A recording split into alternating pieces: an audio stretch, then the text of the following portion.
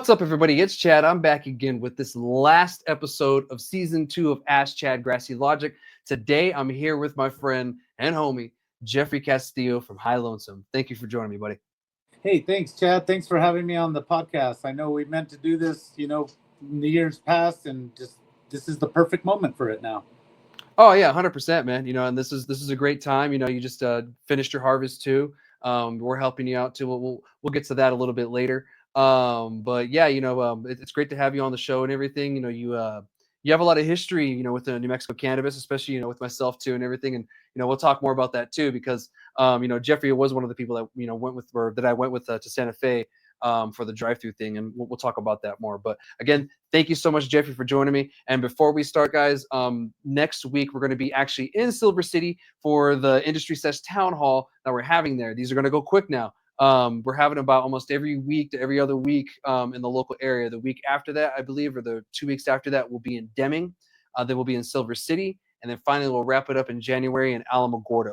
And then after that, we should be starting the legislative session. So if you are in Silver City, surrounding area, if you're in the industry at all, bud tender, whatever, security guard, doesn't matter. If you're in the industry, we want to hear from you guys.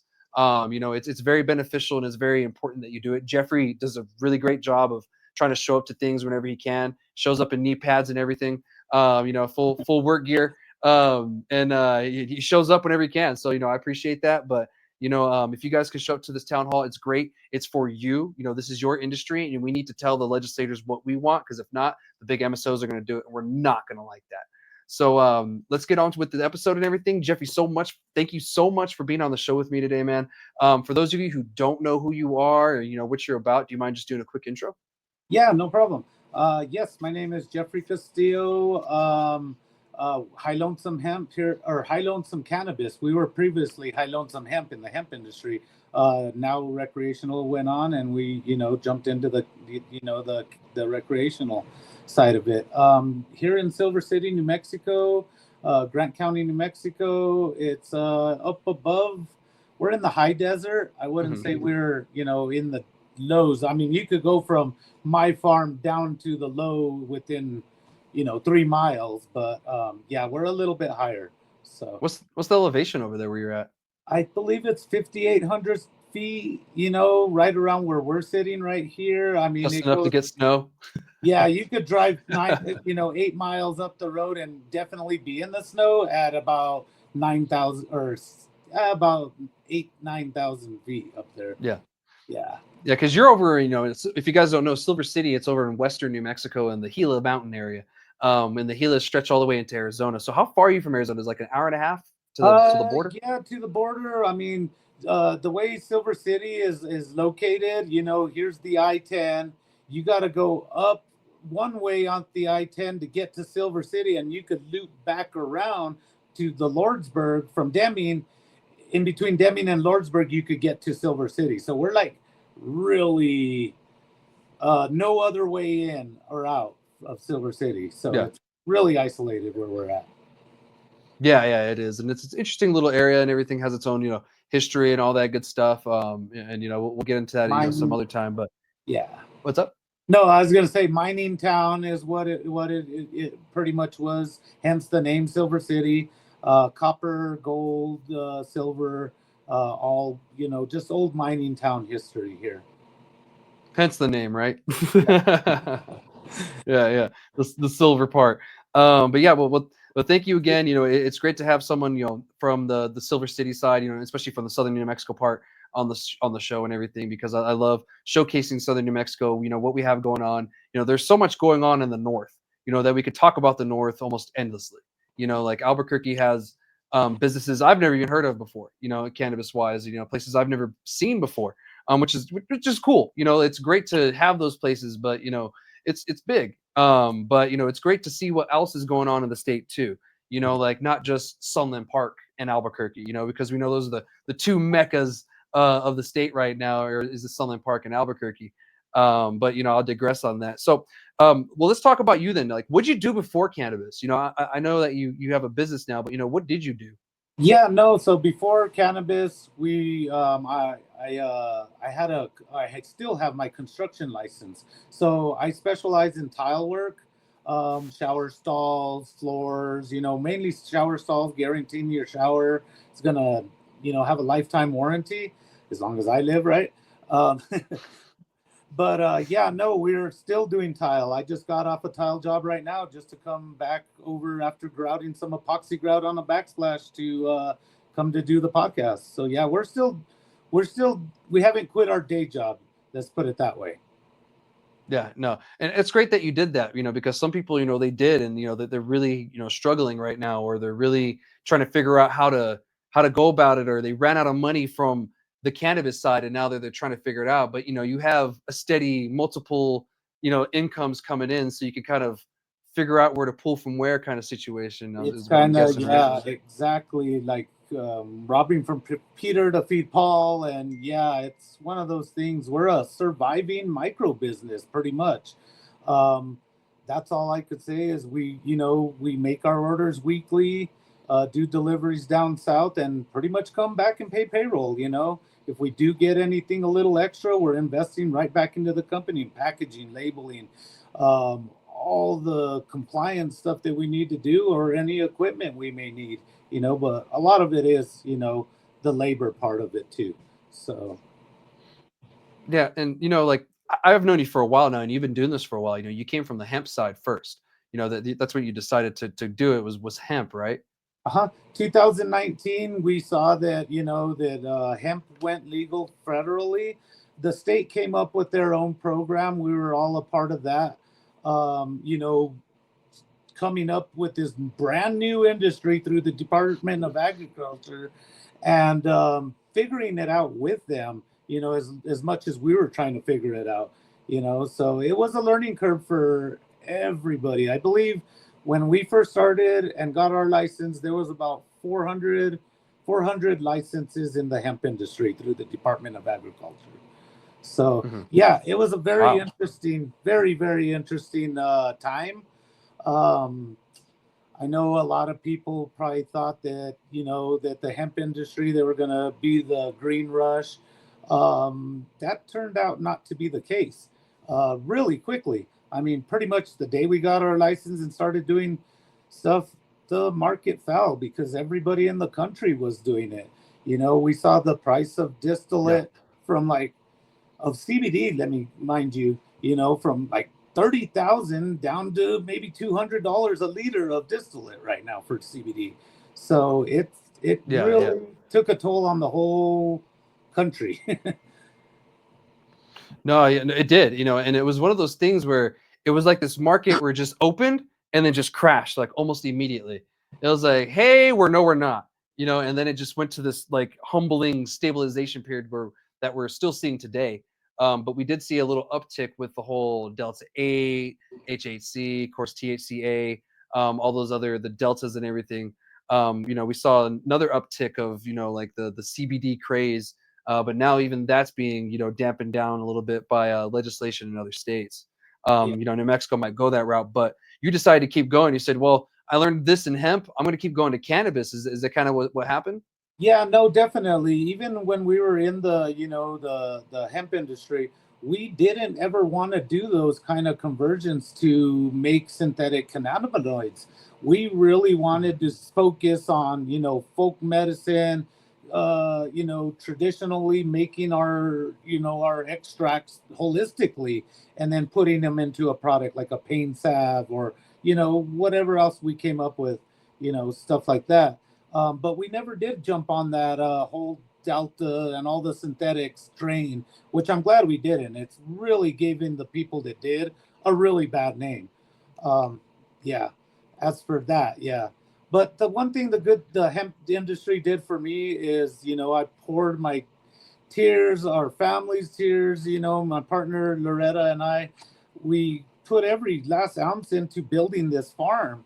And it was pretty much knowing that we were building an infrastructure for something in the future, which came to fruit. So that was one good thing that we did Yeah. in the hemp industry. So No. No, you went about it right in my opinion. You learned from the hemp side, which had I guess it would be a more friendly learning curve because now you're dealing with the federally legal plant that's under the Department of Agriculture. As you guys know, in New Mexico and in most other states, it's not under Department of Agriculture, which eventually it needs to be, because every other crop within the state is under Department of Ag except cannabis. So that's one thing that eventually will have to change, but as of right now, it's not, and it's through the CCD and everything. Yeah. But yeah, you had a little head start there, and that's great. You learned a lot, regulation wise, and of course, growing, hemp itself, and you grew over in Silver City, right? Yes, yes, same here, same farm. Oh, Uh, we had an unlimited plant count with hemp. So here at this farm, where right now we're doing mhm. a 200 plant count with our micro business. Previously, I mean, we downsized. At the most we grew on one of the years was about 1,500 plants, which could easily, Yeah. be done here in this small little area, kind of, manipulating the plants to keep a little bit smaller, you know what I mean? But we did do that. So it was hindering to lose a plant count. That was kind of like, are we sure we're going to survive in this industry with the state only allowing us, the minimum, which I'm still calling 1% of the largest producer is allowed to grow. So 200 plants is 1% of 20,000. So yeah, it was kind of hard to go down some Mhm. plant sites, but it gave us a little bit more quality control, with tending to individual plants better than more. So it was a definitely a curve in our original plan. Oh yeah, and you guys have done a really good job going about that. You're really active in the community and everything. You're at the freaking the farmers market just about every month. And during the summer, you had clones going and everything. I thought that was great. You bring your hemp products down so you can show those off because that's legal. Yeah. It's not the cannabis product side. So you have both fields you can play, and a lot of people still look for hemp these days, surprisingly. And it's kind of more leaning towards people I've seen, they want CBD like a one-to-one kind of situation. I've been seeing more people, kind of leaning into more of the full spec cannabis plant, especially not going just it has 1,000,000% THC and 0.0000001% CBD. They want it a little more balanced, and we're finding that these mixtures and combinations are a little more beneficial than just going straight THC, and even with the terpenes and the different sulfurs and sulfates and all that stuff that's in there, and all the other stuff that makes cannabis good that we're still exploring and discovering. Because this whole Tropicana sulfur thing, just kind of really kicked off this past year. What we're finding about the terpene, that Herbs. we thought was like more the limonene and the sweets. It's more of these other things. So I'm curious to see where that goes with it, huh? No, yeah, the other compounds in the or from the sulfurs that make that terpene. Yeah, you're right. Yeah, Yeah, 100%, dude.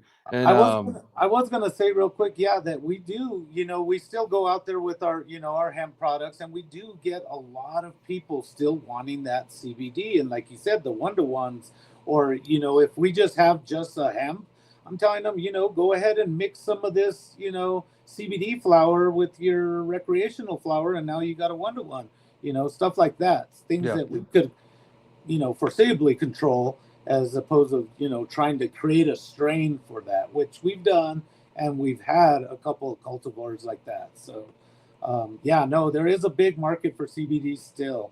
What we've learned in doing those markets with the public is a lot of education, helping others understand and get rid of their stigmas, and just education on our part too. And we had to learn what to tell these people, so it was a really good thing to do with the CBD. So yeah. now translating it into And to this. be honest, I haven't really had it. No, go ahead. Right. I haven't heard anybody really, make any complaints about, the plants there, which is I thought was great for killing stigma, and for education. I've got a plant there. I remember walking downtown with it. I was like, this is cool as shit. This is real freedom right here. I'm walking around with a weed plant, and it's no different than walking around with like, a house plant, a tomato plant. It's just a plant. It's not gonna reach out. It's not gonna get you. It's not gonna like I'm gonna brush against you, and all of a sudden you're addicted to heroin or something. It's just a plant. And that was the beauty of it, is you get to show people, look, it's just a plant. And with this plant, you can do all kinds of things with it. You don't have to smoke it, you don't have to ingest it. I know some people, very rare, some people want to just grow it in their house as a decorative, or it looks really I pretty do. when it flowers out. you Mhm. know yeah, see, if you want to just have a little decorative plant, you can just grow a little one in your house if you want to. Yeah. And some people actually do. And I've seen people use it as a centerpiece, and I've done it myself too. I was like, here's a couple plants for a centerpiece. Uh, So that's a it's really cool thing that we get to do on those markets, is because we got our nursery license. So every yeah, summer growing season for the public, we do about 600 to 800 plants for the people to be able to grow their own. I mean, where else are they going to get their genetics? And they're known, they're clean. They're some of the the best plants that I've seen compared to other people's plants that they're putting out there. So we try to. I mean, what I love about it most, at the end of the season, everybody's texting me the pictures of their plants they grew, and that just brings so much joy, to be like, yeah, you don't have to pay for your medicine, guys. um, this is something the state allows. So yeah, that's we take really good pride in doing that for our yeah. patients. Yeah, because there's other states where you either can't grow, or they're very restrictive about it, or you better not be able to see it from anywhere because little Johnny will get addicted just by seeing it. Oh, and little Johnny has no clue what it looks like, Yeah, in the first yeah. place. So, like, how do they even know until you point it out to them? Which, I mean, to be honest, kids should be getting educated on cannabis as is. We shouldn't be keeping it from them like it's the boogeyman. Just like daddy has a beer every now and then, sometimes daddy has a doobie or has a marijuana plant in the backyard. It really shouldn't be seen as something bad. Kids need to be taught, certain things. You don't touch this, blah, blah, blah. This is why, la, la, la. Educate them. Don't lie to them. A boogeyman's going to come out from that plant and kill you. Like, Yeah. that's not really that What effective. 100%. I know you probably seen my son, Crucito. He's Yeah. 7 years old now, but he's been around when we were doing the hemp industry. You know what I mean? So back then, Yeah. there was no prohibition of the plant. And I think that's one really big thing I think we need to try to see if we could get our legislation to change, is maybe allowing, for the farmers to have their generational farming practices and generational growers, coming up and learning this plant. I know my son probably knows more about this plant than definitely any other 7-year old, but most probably even 21-year olds, tell you the truth. Yeah. Yeah, he knows the difference between CBD and THC. When he sees that THC logo on it, oh, Papa, I can't have this one. But the CBD one, yeah, maybe, if he's, not feeling good, or, having a little bit of trouble sleeping, give him a little bit of CBD. And I'm talking like about a two 2 milligram CBD, piece of edible or whatever. So yeah, Yeah. educating our children, and while they're young, instead of hiding it from them, is going to be our number one tool for what do you call it? Stopping the stigma. Our future is our future. I mean, our kids are our Yeah. future. So now is And the it's a form time. of harm reduction. Yeah. Yeah, it's a form of harm reduction too. Like, the more that you know and you're educated about something, the less likely you're about to you'll do something stupid with it. Don't get me wrong, we're all young once we do stupid things, but your chances of being careless with it are less likely. You're less likely to be just ignorantly careless with it. You'll know what the wrong, the good, et cetera, this and that. But I agree that the legislature should allow the farmers to have this generational thing going on. Like, I wanted to mention this the other day. Shannon Sharp and Sterling Sharp, they're both NFL tight ends. I know Shannon Sharp's in the Hall of Fame. I'm not sure about Sterling. I think he got inducted a couple years ago, or he should really. But I know Shannon played for the Denver Broncos, of course. They actually like grew up on a farm, and it was a tobacco farm. And Shannon Sharp, yeah, in a documentary, he showed you, this was my plot right here. I was in charge of this plot of tobacco, and I had to come out here every day. Like, this is the family farm. This is the business. This is how we got by. This is our house. This is what paid the bills. And like he knew about tobacco just because that was the family's farm. And I see no difference when it comes to cannabis. You had Shannon Sharp and Sterling Sharp growing up, very famous NFL tight ends. They grew up picking tobacco. Like it wasn't like they were sitting there rolling it, smoking it. Like it was just a crop that they used to make money. It was nothing else to them.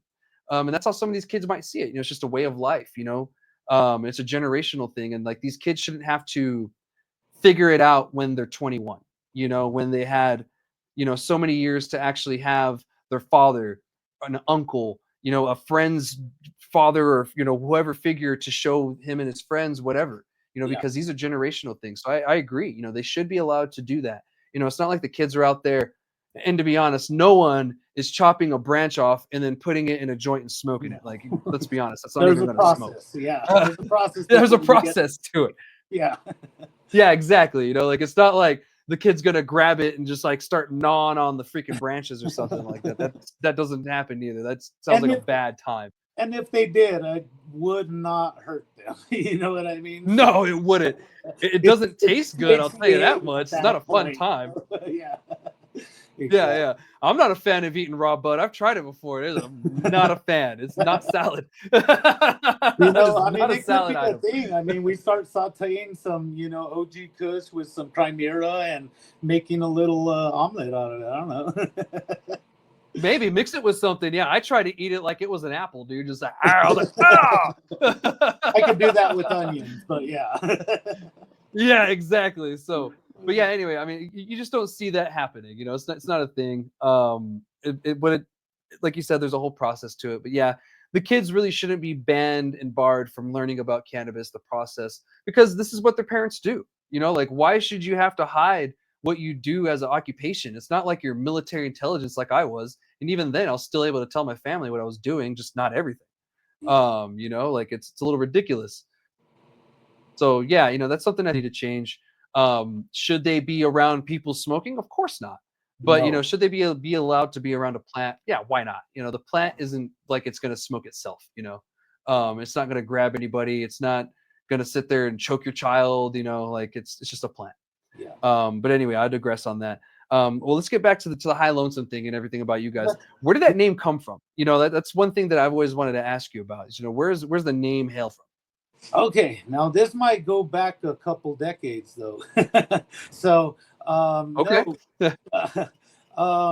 As a kid, I was, a smoker. I had friends influence me, and siblings, older step siblings that influenced me into smoking, and that was a part of my thing in middle school.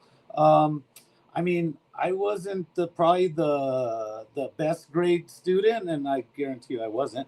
But I was smoking a joint. I would walk up, where the farm is, where the house is, where my dad lives. Yeah. I would walk up the street, and up there is where the bus would pick me up. So I usually had a nuts and bolts bowl in my pocket, and I was smoking, waiting for the bus to come and pick me up for school, and I'd be just sitting there looking at the street sign. The street sign is High Lonesome Road. So I'm just sitting there, sitting on a rock, getting high before school, and probably not good for anybody to do, just by the way. But that's what I did when I was a kid.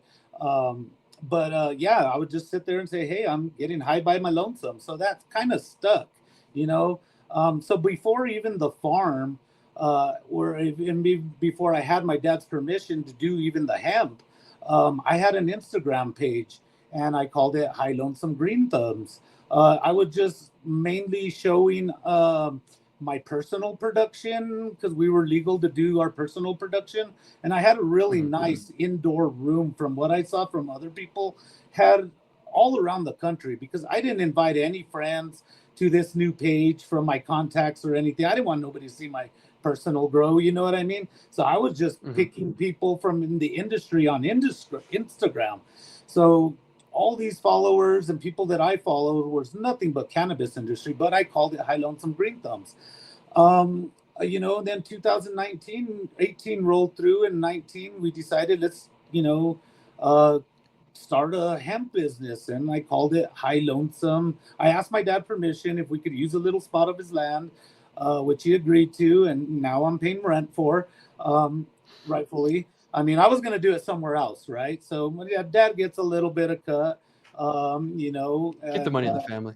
keep the money in the family. Exactly. I got my little spot. We keep our places separate, but yeah, that's where High Lonesome came from. We started our hemp on Dad's farm on High Lonesome Road. So what other name to come up with? I wasn't gonna call it Jeff's Joints. Where it's at. Something. Jeff's Joints. Yeah. No, no, I love the name. I've actually always been curious because I know the road. The High Lonesome. I was like, oh, that's nifty. I guess it's named after that, but I didn't know the specific like reason, the Yeah. story. High on my lonesome. That's really cool, and that's one thing that I really love to highlight. With the businesses are these little cool stories, these niche things that people don't really hear about. And like they just see a business, but a lot of thought goes into creating a business when you care about it. Yeah. Like just the naming convention, the colors, the logo, like all of it, everything goes into it. There's so much meaning into it that I just love to hear these stories and everything. So I appreciate you sharing that with me. I got this cool story. I mean, I get this asked the time, but they're like, "Oh man, did they name the street after you?" I'm like, "No, no, no. It was here first." So, Other way around. the other way around. Yeah, yeah. No, I've had that from some people. So, but That's yeah. dope, man. Yeah. And So so what do you have planned these days for the farm? yeah, no. So okay, another interesting story, real quick, while I'm still on High Lonesome Hemp. Oh, yeah, sorry, go So ahead. yeah, no, my partners. It's me and my life partner Loretta, and another partner of mine was my neighbor for years. I actually got him, went with him to get married in Vegas. Shit, 15, maybe 19 years ago. But his name is Ryan Sires with Propagation Solutions. So me and Ryan, we actually started High Solid guy. Lonesome. Yeah, solid guy. We Yeah. started High Lonesome Hemp, grassroots, just boots to the ground, building beds, building PVC hoops, which we're still operating under. Yeah. Bringing in our infrastructure. We built that farm. Once we got our license, we're like, okay, we got, it's going to be uh, June here soon. We need to start building our farm if we're going to plant anything this year. I mean, within 30 days, I shit you not, we had the Conex boxes rolled in, the fencing all the way around, which didn't have the obscure netting on it like we were mandated to do through the new CRA. But we had a fence around it. We had the hoops built only to a certain size, smaller size, uh, raised beds, and we planted. I ran up one day a round trip all the way up to oh dang, it's by Durango. I can't think of the name right now. Up in Colorado, and I went and I got 1,000 plants and a horse trailer that my dad let me borrow, and I bring them back, and we got that from getting our license to building the farm, half-assing it, getting the plant situated. Within 30 days, we got that all that done in that amount of time, which was really Yeah. cool. So we ran High Lonesome Hemp for a couple years. It wasn't showing promise. Ryan went on and do big and better things. He likes to build and do all his irrigation stuff that he's doing now with Propagation Solutions. Working at some of the biggest facilities that I know in the country. Do some other And cool stuff too. Yeah. throughout the I won't state. be at liberty to mention it. Yeah, yeah. But yeah, no, me and Ryan actually started High Lonesome Hemp. So that was I'll get finish off with High Lonesome Hemp. So, That's dope, man. I didn't know that he was a part of it, but that's great to hear. Yeah, he does great, with all the piping and everything like that. I see it on the propagation stuff on his Instagram. Yeah, he's still doing some other cool stuff too. So he's still out there, and it's still great to see him, still around and everything, and do his thing. And I talk to him sometimes, so that's nice. cool. I'll have to make sure I send him this episode. You'll see it. Yeah, yeah. Shout out to him and the propagation solutions. Yeah, he's a good guy and he knows his shit. Um, but yeah, so what are your plans for for High Lonesome in the future? What do you got going on? For right now, we're just surviving. Pretty much any growth at this point for High Lonesome is kind of at a standstill financially wise. I do not have any investors. It's just been me and my partner Loretta just putting all our time, whatever resources we have into this farm. So we're just trying to stay afloat at the moment. Yeah. I do see, potential growth in the future if things work out great. We're just a producer, manufacturer, micro business, by the way. I didn't know if I mentioned that earlier, not retail.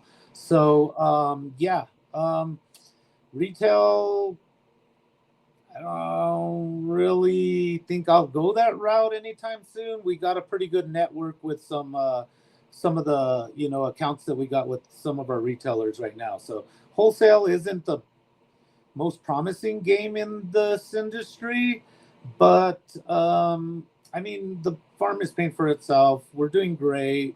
People know us. They love our product. Um, we're just trying to keep it afloat for right now. Pretty much. That's Yeah. what we. Yeah, you guys are doing great. I do see your products in quite a few places. I'll see the gorditas.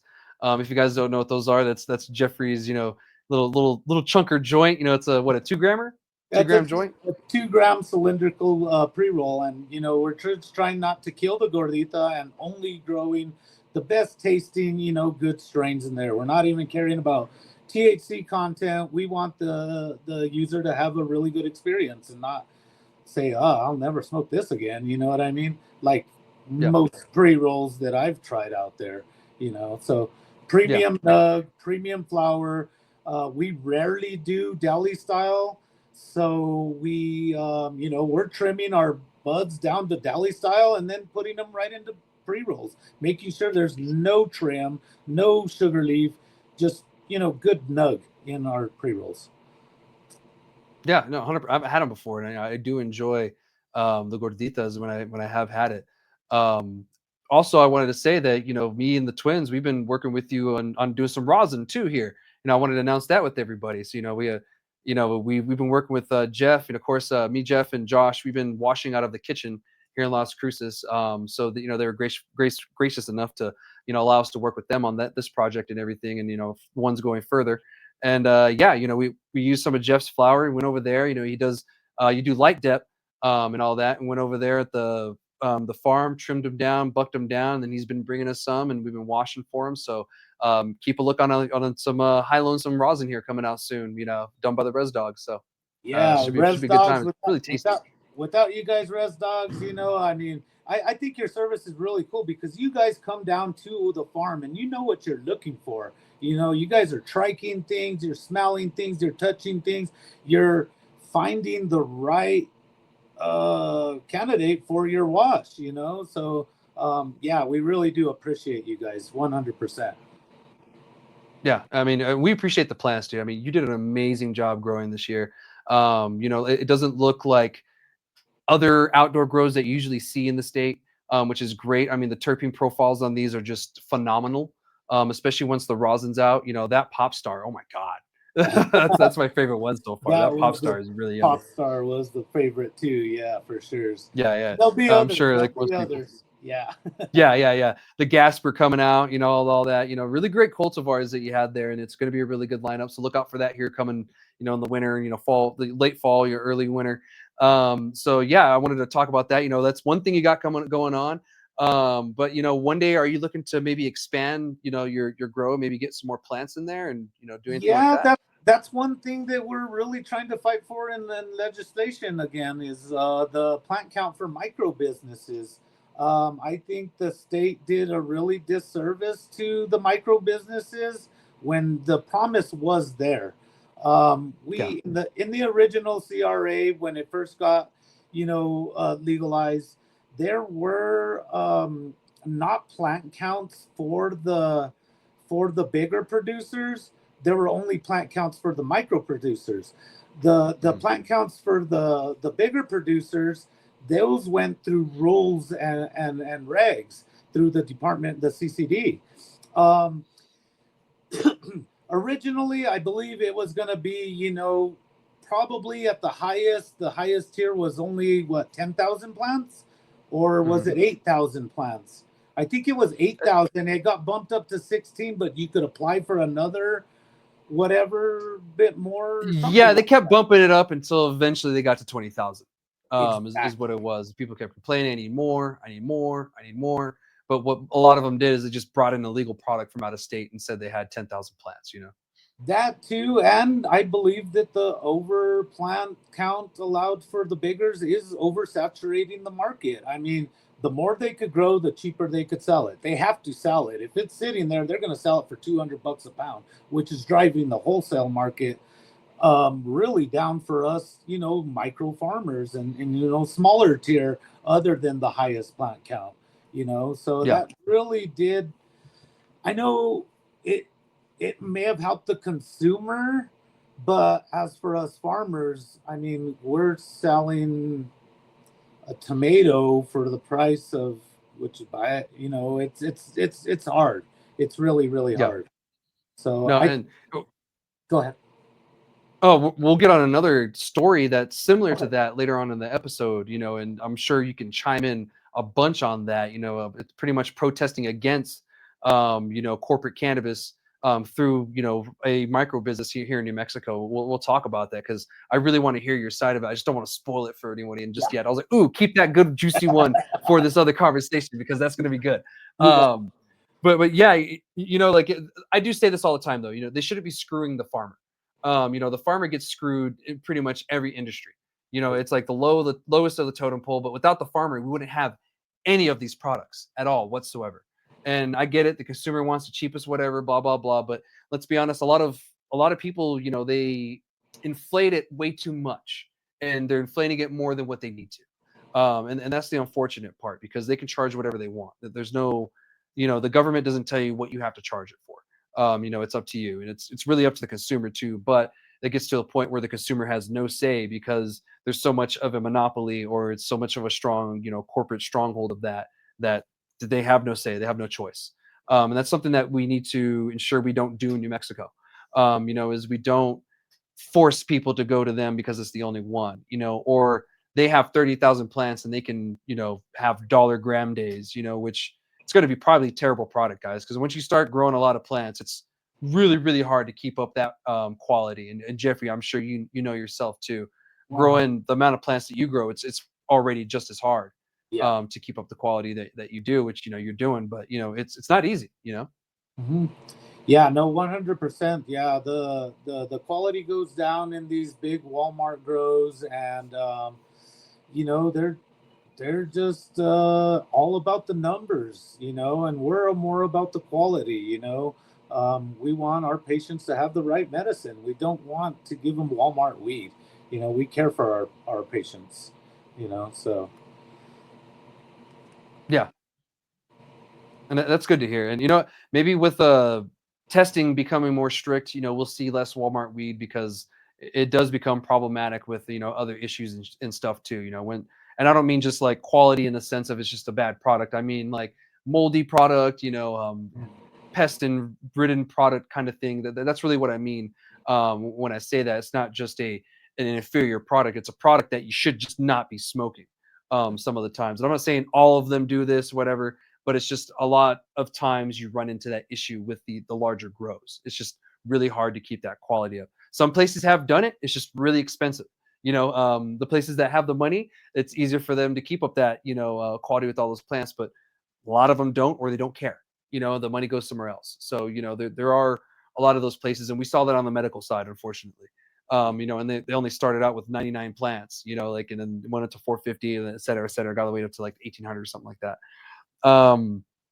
So yeah, but I appreciate sharing those with me and everything. And before we move on to the next topic, and everything, I want to talk about the legislature thing because if some of you don't know, Jeffrey was actually the guy that took me up to Santa Fe with him during the drive-through thing. That whole fiasco. We went up there. We had to save the drive-through thing, and try to convince some people that drive-throughs do have a place in New Mexico's cannabis industry, and it was people from the industry talking to the legislators. And Jeffrey, you were a part of that. I really appreciate it. But it's great to have you on the podcast so we can actually talk about this finally, in a podcast environment, about the whole thing. So, I mean, yeah, first off, thank you for going, and thank you for, bringing me with you on that trip and everything. I'm glad we went.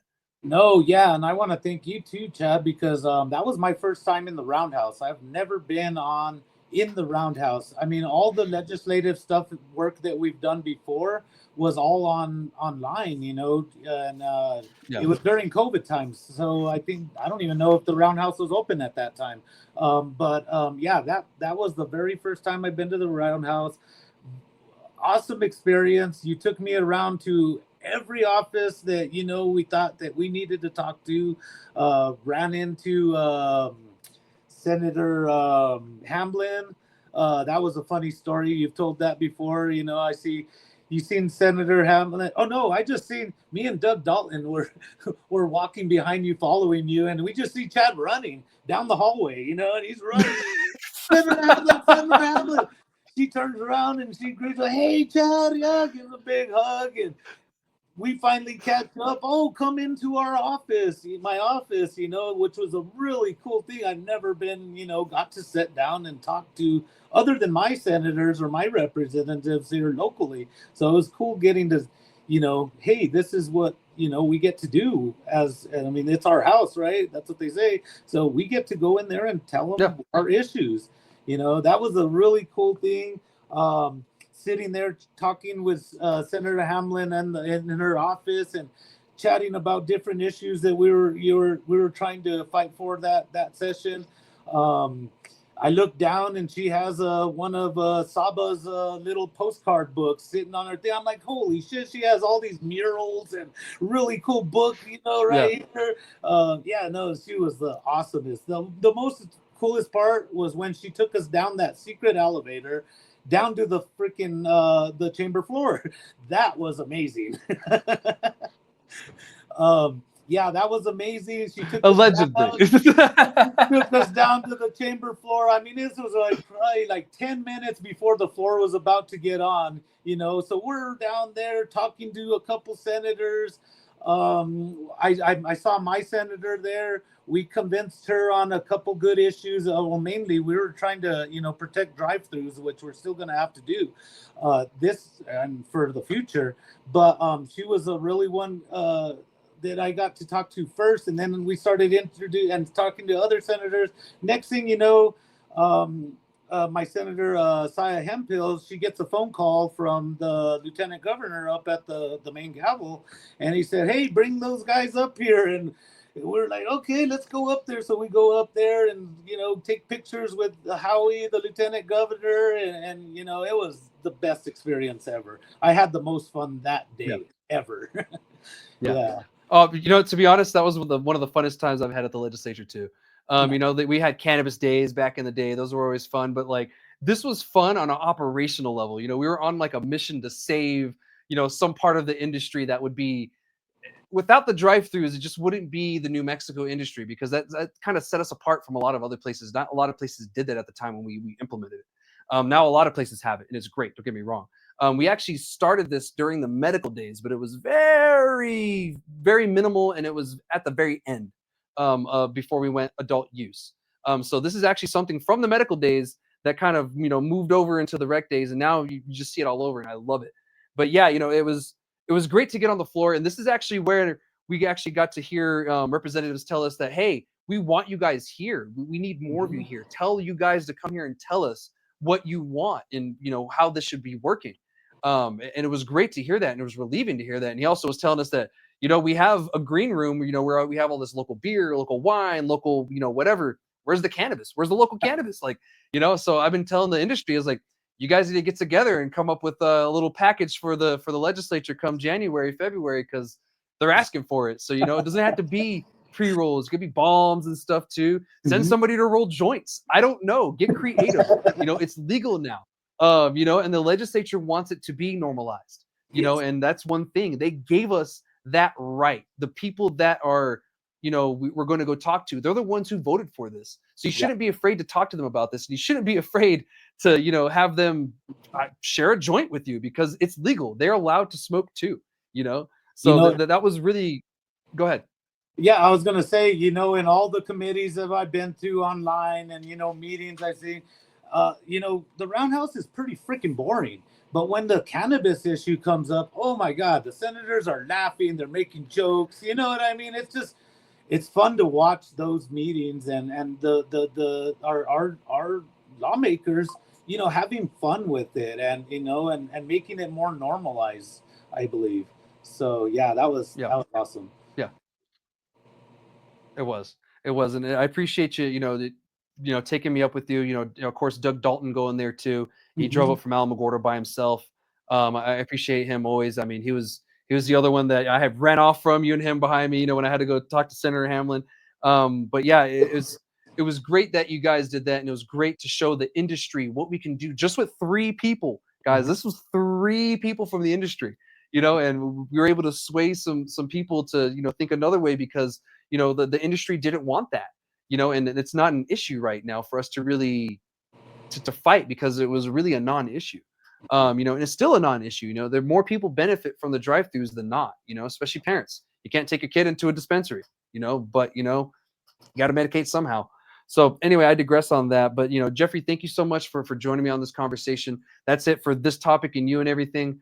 We're going to move on to the last two topics. Of course, the very last one I want to get into for sure. But yes, thank you so much. But before we go, where can people find you online and in real life? Yeah, in real life, I'm almost in Las Cruces Southern Market, first Friday at the Fine Art Flea Market every month. There you could find us on IG. You could find us at High Lonesome Green Thumb, High underscore Lonesome underscore Green Thumbs on Instagram. We just got our page shut down, so we're starting fresh. We had 4,200 followers, lost them all due to the stigma within the IG world. I guess that's just frowned upon, and we go against community standards or rules or whatever it is. So yeah, we got shut down.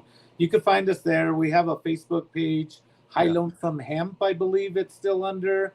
And then just Mhm. Facebook me, Jeffrey Castillo. You'll see a bunch of crazy, stupid stuff that I do all the time. So. Mm. Oh, that's great. Well, thank you so much, man. And I can't wait to see more plants that you do. And I'm enjoying processing it, man. So keep up the good work, and let's continue on with the conversation. So the next topic we're going to be talking about is it looks like there's a changing landscape in the cannabis.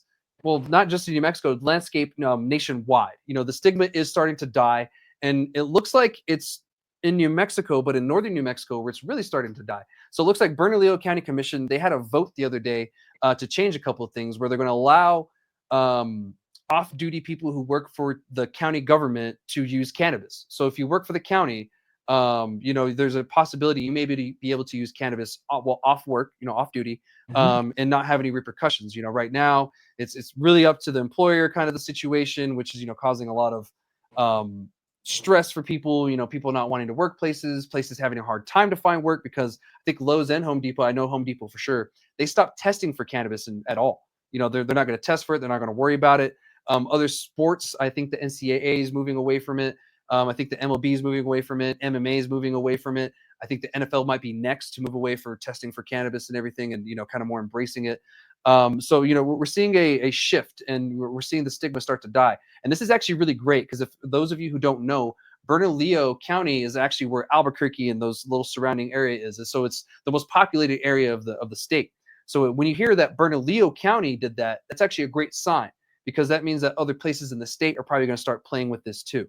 Now this could leak into the city, and hopefully this leaks into the legislature because in 2019 we changed the medical cannabis laws, and we actually added some work protections to medical cannabis patients that are there today. They're just not that very strong in the language, and no one's sued anybody yet, for going against it.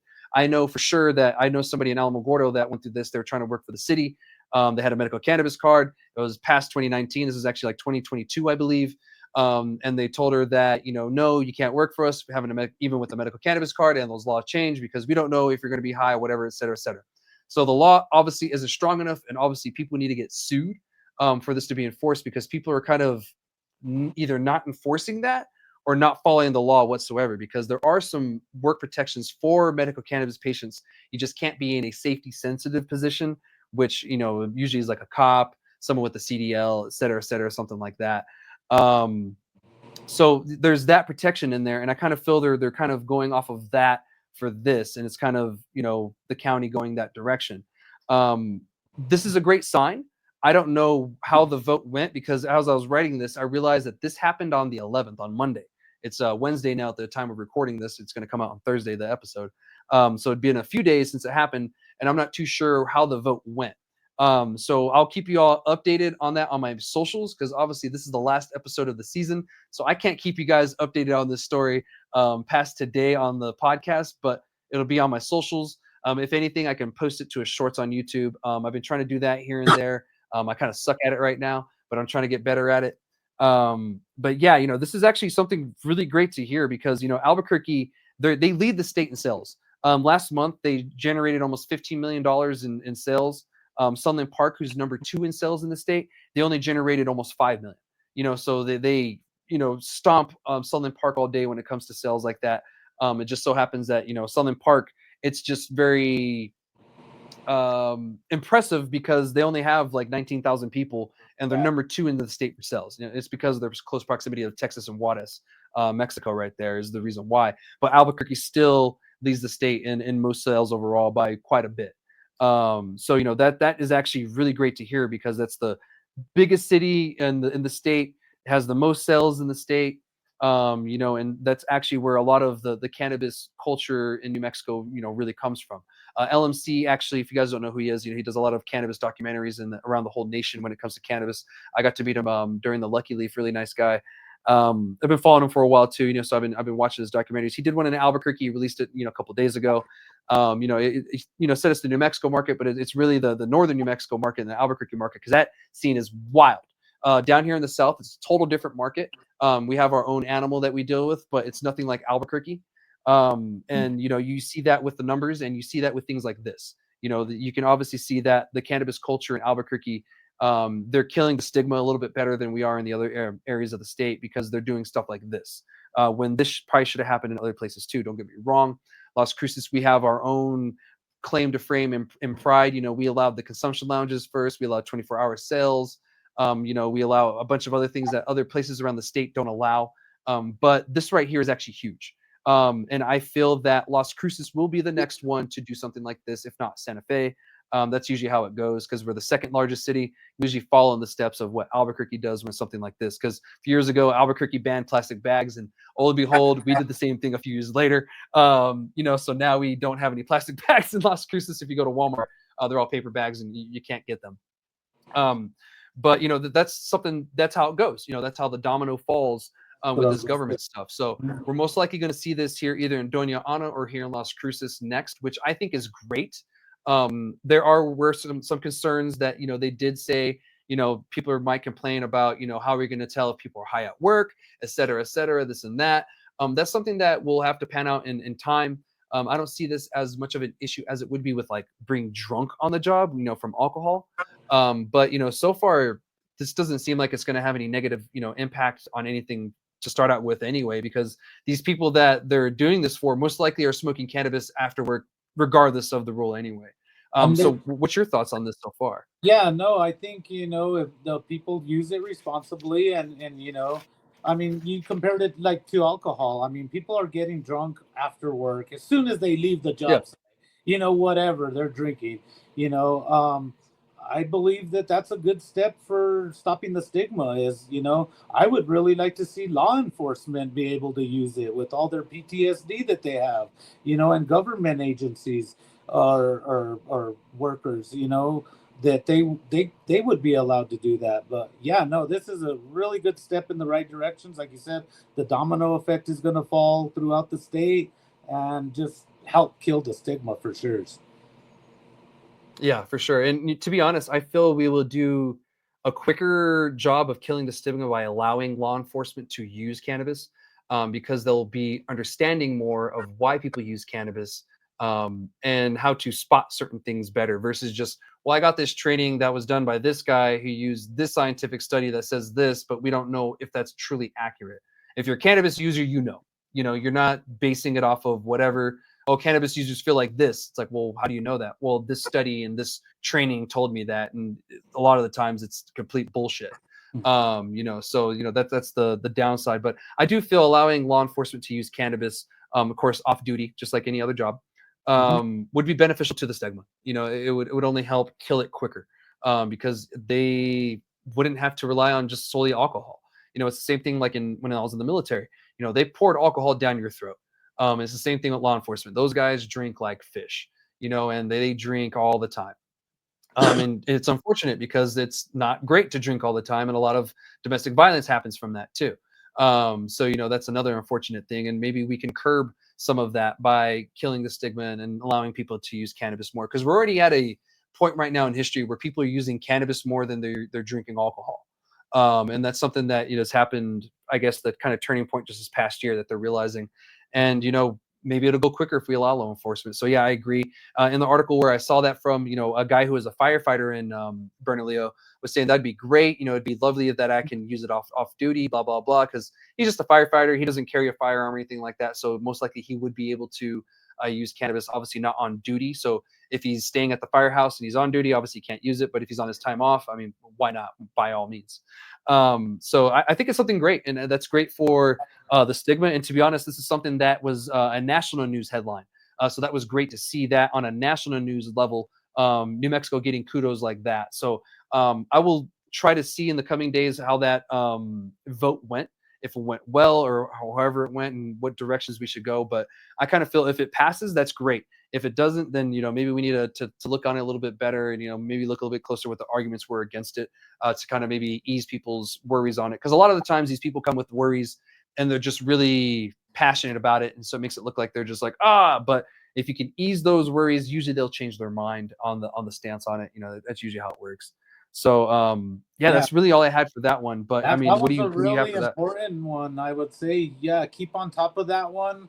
Let's keep that one in the back of our minds about, even if it doesn't pass, to keep pushing that. I mean, that's a really good step in the right direction. Yeah, that's a good one. Good topic. Yeah, 100%.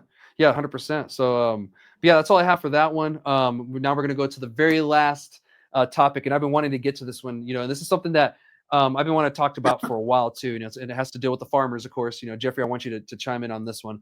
But this one is interesting, and I had no clue this even happened until I saw the article headline today.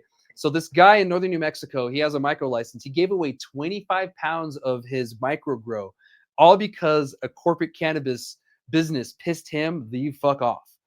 So I'll explain to you a little bit more, and we'll go into context. So his name is Bernie Ellis.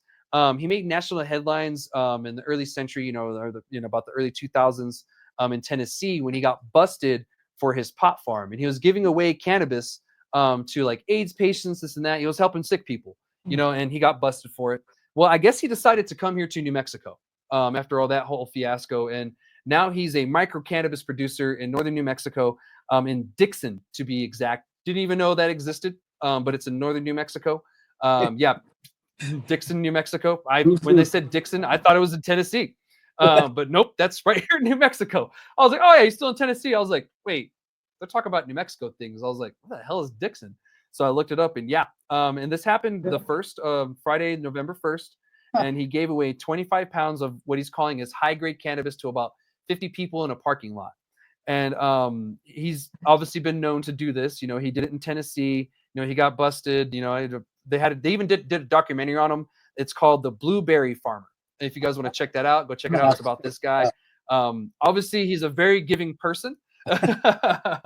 So that's probably why he gets along with the New Mexicans here. Is probably because he understands us a little bit better than other people that come from other places. Because it seems like he's more of a giving person. I mean, the guy gave away 25 pounds of his own micro harvest. I mean, wow. So the reason why this happened is he found out that he could sell his cannabis for about $600 to $800 a pound, which is about going rate for outdoor for most of the time. And he got some good tests that comes back. I guess he had similar tests to what you got is what the what the claim is, Jeffrey. So just kind of give you an idea in your head. Well, I guess one of the corporate guys came to him and told him, yeah, I'm going to buy it from you for $700, $700, but I'm going to go sell it in my dispensaries, plural, for $4,600 a pound. And then not only pissed him off, that disgusted him to the point where he said, fuck this. I'm never harvesting another micro crop again. And just because of that, I'm going to give away all of this cannabis that you were going to sell for $4,600 a pound at your dispensaries for free. So he went to a parking lot. There was about 50 people, and he did a poll beforehand. He said, how many of you are medical cannabis patients? He said about 2/3 of the crowd raised their hand and said, we're patients. And he gave away all 25 pounds of cannabis right then and there. I don't know how he did it legally, whatever. Maybe he doesn't give a shit. He shut up shop, and he's just like, I'm just going to shut up shop and going to not worry about my license anymore. I'm just going to give this away. No clue. But it's because of corporate greed that caused somebody that was probably carrying enough to probably sell their cannabis for probably lower than that $600 a pound if it was going to go to a source that was going to help patients, or maybe it was going to go to RSO for patients. I know a queso here in Las Cruces, Dr. Hilda Chavez, she probably could have benefited from that because she solely tries to deal with patients and does things for patients. So someone like that could have been beneficial. And it was because of corporate greed that it got ruined, and that someone that actually cares got out of the industry because of that. They were just so disgusted. And to be honest, I was disgusted hearing that. If someone told me they were going to buy my cannabis for $300-$400 and then they were going to sell it for 600% more, that would piss me off too. I mean, Jeffrey, I'm sure you've dealt with that a lot too, right? Yeah, no, that's more common in the industry than we hear about.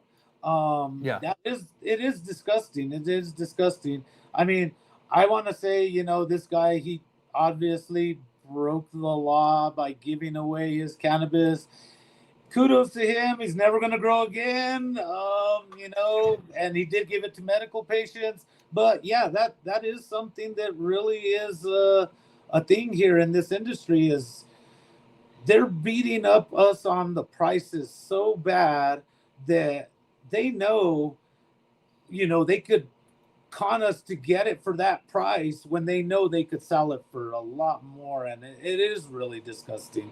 I find it fair, if I give a good price to a retailer, that they, they do their margins and markup on it, but not grossly, where the people that really want some of our product can't even afford it. We've seen that a couple times, and it's really heartbreaking. Kudos to that guy, though. I mean, he really did. The balls on that guy, right?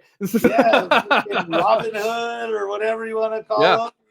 I mean, I'm a rebel for the good of myself. I mean, I wish, I mean, if I was in a situation where I had the opportunity to say, fuck it, throw everything up in the air, close down shop and just give away everything that I got, I mean, I'd probably do the same thing. I don't know. Kudos to that guy. No, yeah. Obviously, guys, he did break the law. It's not legal to give away cannabis, especially that much, to people, or even possess that much in public without. At all. Obviously, he broke the law, but like what's done is done. I mean, obviously, he's not going to be in the industry anymore. It's unfortunate because if he would have continued, maybe he would have followed the guidelines still. If someone didn't come and ruin it for him. And sometimes that's all it takes for certain people. People like Jeff, they might be a little more resilient and wait it out. But this guy is obviously, very rebellious, and he did this as a protest. And that's what he called it. He said, I'm actually protesting against corporate cannabis by doing this. And so that's the reason why he did it in the first place. It's not because he was just trying to, say, fuck the law. And he was just trying to say, fuck corporate cannabis is literally what his message was. That's not coming from me. That's literally what the protest is coming from. And really what he's saying is just, fuck corporate cannabis. This is what you tried to do to me. This is what I'm saying about it. And to be honest, it makes a huge statement because, again, this is going to make national headlines here very soon.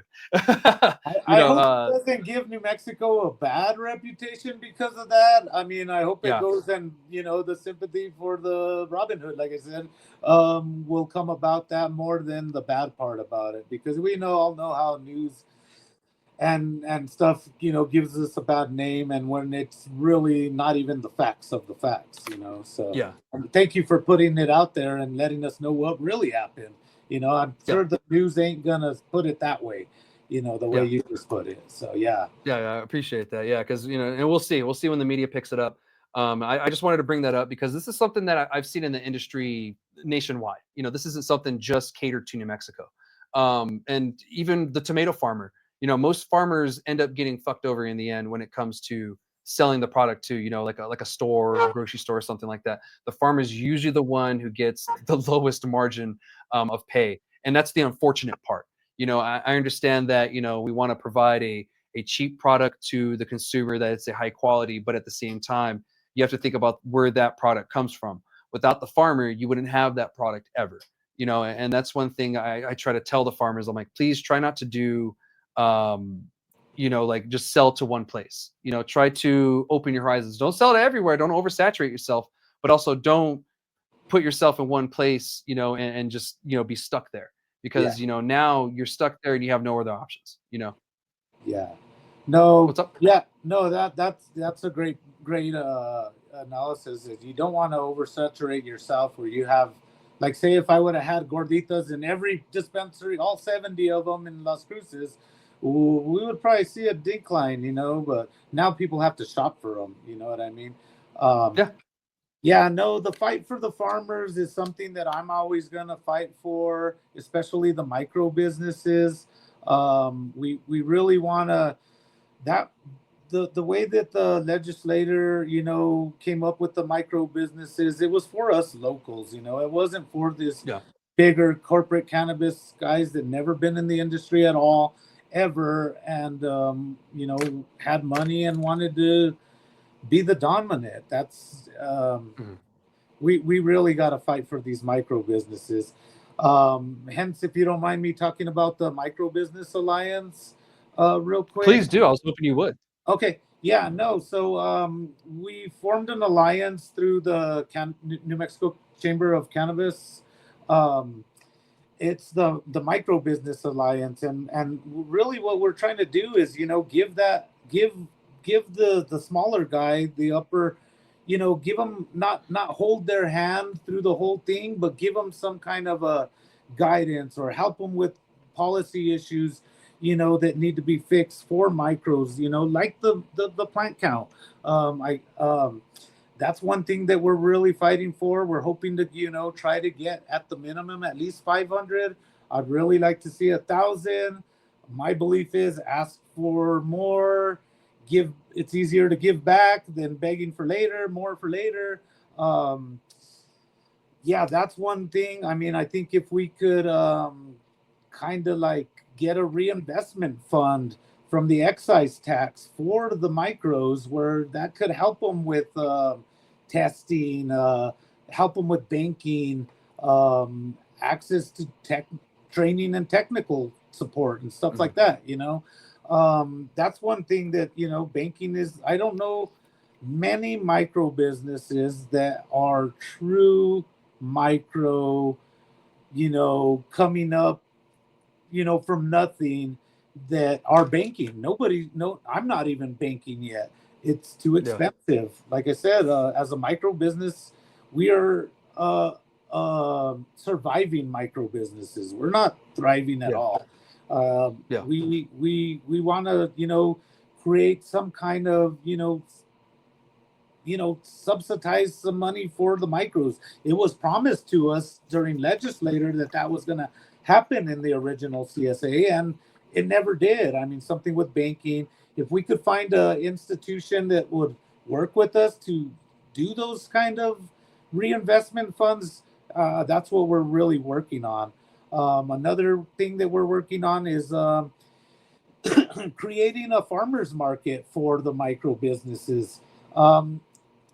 It would be to the point where it's not a new license or anything.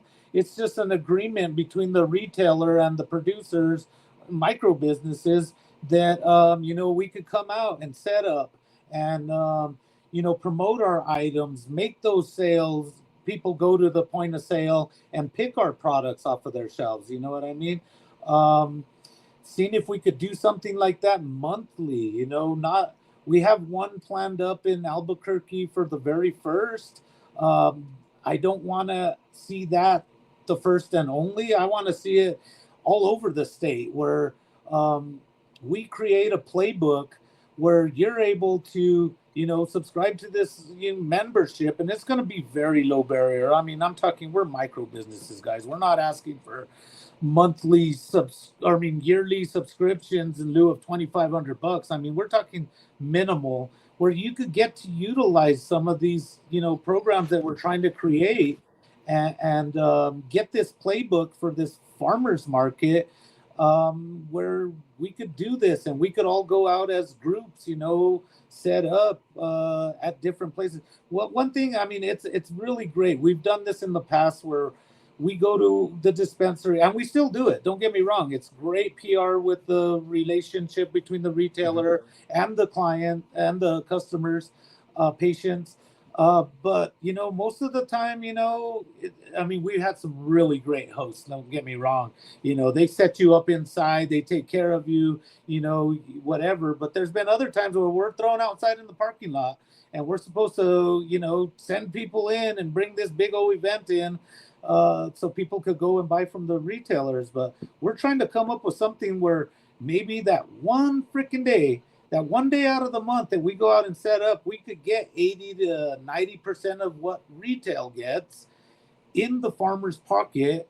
And then the rest of the 29 days, once you see those products sell and we promoted the hell out of them and people are liking them, you could sell them for your margins off of our wholesale price, but somewhere where we could get a little bit more than wholesale, but not quite retail, even if we're going to give a break for that day, or we give a little bit to the retailer that wants to host us. But we want to make that a thing in New Mexico, because any other way it would be coming up with a whole total different type of license type, which I know there's talks of an event license, which is going to be great. I mean, we'd love to see, like you talk about all the time, is cannabis at the state fair or at a concert or at whatever event, that would be a separate license that they're working on. I think really trying hard. I think it'll be a good thing. But what we're trying to do is create a farmers market playbook that we could go and make these relationships with retailers to, kind of support the local people from our state, because most of the people that they're buying from, they're buying all the name brands and, putting them on their shelves. All that money's going right out of state, for one thing.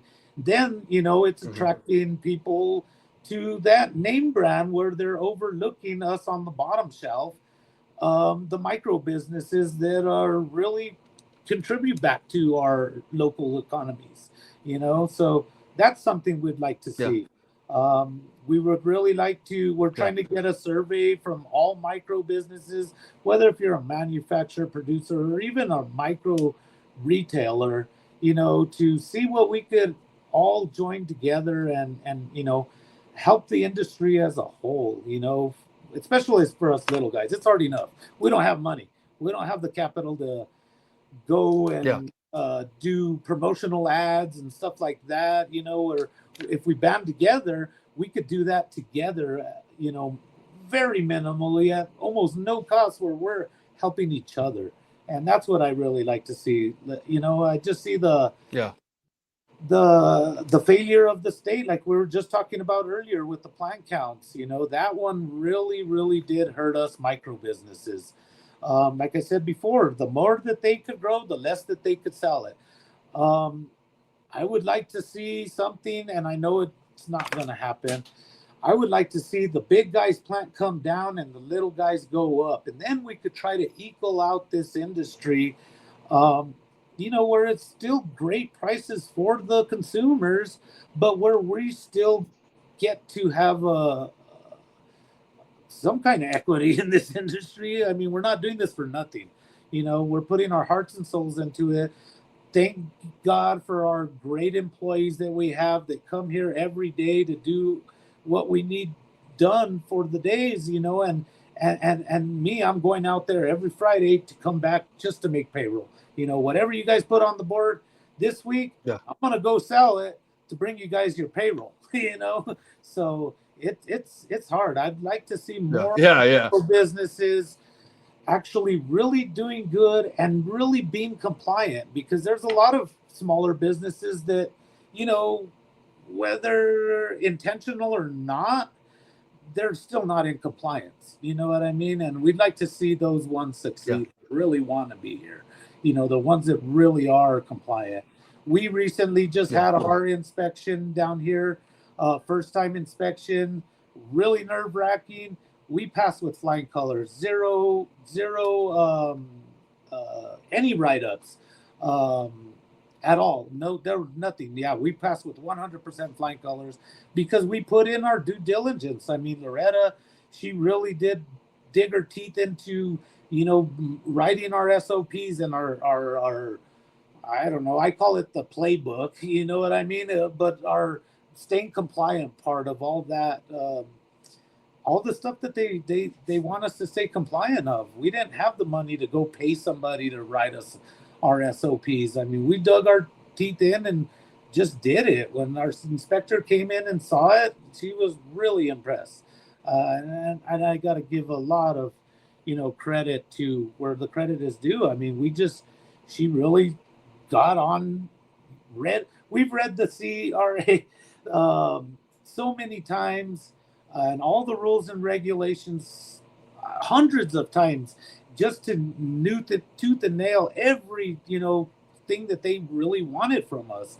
And yeah, I wish everybody would do that.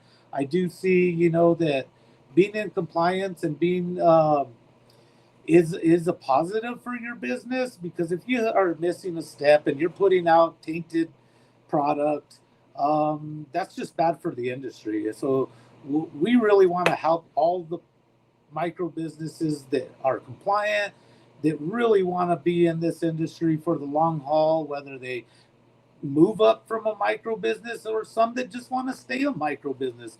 For me, I feel comfortable with the micro business. I don't want to build a bigger facility, have more overhead, more employees, more, all of that. I don't think I need. We're doing good with what we got, and I don't see myself moving up from a micro business. So, yeah, no, that's something that we really like to try to help other micro businesses with. I think everybody should be in an alliance with policy making. Whether we agree with each other or not, we got to come down to a solution. If not, we're not going to get anywhere in this industry, and we want this industry to be here for the longevity. So that's kind of where I take my stance in the micro alliance part of it. So yeah, thanks for letting me talk about that. Where can people? Of course, man. Well, where can people find the information for this or contact you about this? Yeah, I lost the email address, but I think I sent it to Gino. He might be able to have it up in the notes or whatever. I don't know what. All right, so the email is microalliance@nmcannabischamber.org. So if you guys have any questions, you want to hit Jeffrey up on that, hit him up. I think it's a great idea. There needs to be more voices on the micro side. It can't just be the big guys telling the legislature exactly what everybody wants. That's the reason why we do the town halls. That's the reason why something like this needs to exist. So, it all needs to work in harmony together. So, thank you so much for sharing that. And Jeffrey, thank you so much for being on the show with me today, man. It's been a long time coming. We'll try to get you on next season too, especially before harvest. And then I can't wait to see what you got going on. Awesome. No, thank you again. Real quick before I add to the end, real quick, or if I could add, that day we were at the Roundhouse, that was the formation of the Micro Alliance. You remember when the superintendent pulled me aside, took me out in the hallway, promised us a meeting. That was the formation of the Micro Alliance.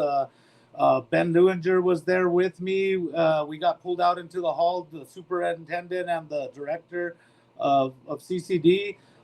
They promised us a meeting in the interim. We had a great 2-hour meeting, and that came about it. They want us micro businesses to succeed. This is how we're going to try to help everybody, try to succeed. If not, so there you go. But yes, no, thank you, Chad. Thank you for having me on. Great show as always. I never miss a freaking episode. I'm usually on delivery on Fridays, so the episode gets dropped, I think, on Thursday. So I catch it that Friday morning while I'm driving. That's all I do is listen to podcasts. I haven't missed one of yours at all, you know. So great information. Thank you for all you do, Chad. And I'm glad you had me on the last show for the year. Hope we went out with the bang, and hopefully we could do it again next year. Thank you. Heck yeah, man. And thank you so much for joining me. And yeah, I look forward to having you on again. And everybody, thank you so much for joining me on this season 2. I look forward to seeing you all again in the new year for season 3. It's been a great season. We learned a lot together. A lot's happened through the year. We had a lot of great guests, and I'm glad that we could have Jeffery on for the last one. As he said, he never misses an episode, and he'll tell me about it if there's something on the episode he has a question about. So thank you all again so much. Jeffery, thank you again. And I will see you guys. What's up? Can I ask you when is your next podcast? Back in January again? Yeah, we'll be back in January. Probably second, third week. We'll see. Can I make a quick suggestion? What's up? Do you think you could host the chamber and have Ben on? I mean, I think you guys would have a lot of great information out there, and hopefully we could get some stuff sorted out before the legislative process starts happening. I think the alliance of all associations should be abroad, and we should all work together. I agree. And that's why, when we had the little question of what's going on here, I said, hey, let's work on this together. And I actually did talk to Ben. I'll shoot him a text and see if he's down. That's going to be around the legislative time. So I think it'd be a great time. Perfect. Sounds good. All right. I'll let you close it out, man. All right, man. Well, I'll see you guys next time. We'll be back for season 3. And don't forget to like, subscribe, whatever you got to do to stay in the know. I'll see you guys next time. And I'm sure it's going to be legislative session then. It's going to be crazy. All right, guys. Shoots.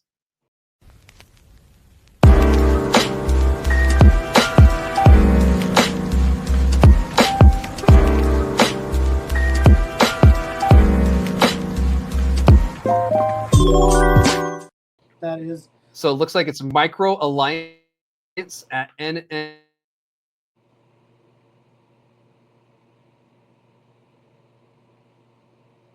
Uh-oh. Something happens.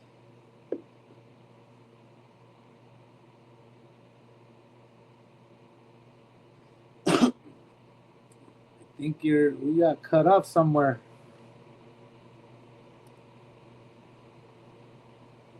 Give him a little. Come on. Come back, Chad. Come back, Chad. Come on, Chad. I'm not going to do CPR. I'll give you some thrups. Come on, Chad. Well, guys, I guess Chad got cut off. I don't know really what to say about the Chad Ask Chad Grassy Logic. We're going to come back here in a few. I just got a text from Chad. He'll probably edit all this out anyways. There we are. Cool. There you are. I tried to carry it for you, but I don't know. You could edit it out. Yeah, edit it out. Don't worry.